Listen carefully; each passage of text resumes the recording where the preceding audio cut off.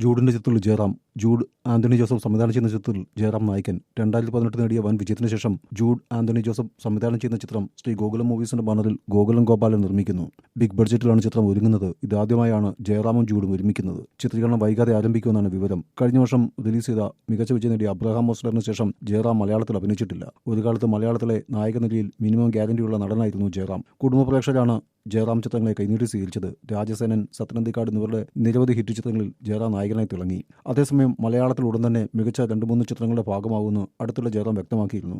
ദിലീഷ് പോത്തൻ, ഗിജി ഷെഡി എന്നിവരുടെ ചിത്രങ്ങളിൽ ജയറാം അഭിനയിക്കുമെന്ന് വാർത്തകളുണ്ടായിരുന്നു. അഭിലാഷ് ജോഷി സംവിധാനം ചെയ്യുന്ന ചിത്രത്തിൽ അഭിനയിക്കാനും ജയറാം ഒരുങ്ങുന്നുണ്ട്. അതേസമയം സൂര്യനായകനായ റെട്രോ ആണ് ജയറാമിന്റേതായി ഒടുവിൽ റിലീസ് ചെയ്ത തമിഴ് ചിത്രം. ചിത്രത്തിൽ ജയറാമിന്റെ കഥാപാത്രം ഏറെ ശ്രദ്ധ പിടിച്ചുപറ്റിയിരുന്നു. ഡോക്ടർ ചാപ്പിൾ എന്ന കഥാപാത്രത്തെയാണ് അവതരിപ്പിച്ചത്.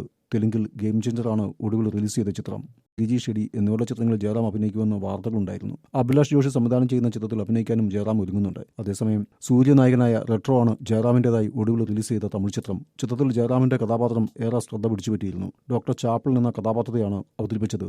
തെലുങ്കിൽ ഗെയിം ചേഞ്ചറാണ് ഒടുവിൽ റിലീസ് ചെയ്ത ചിത്രം.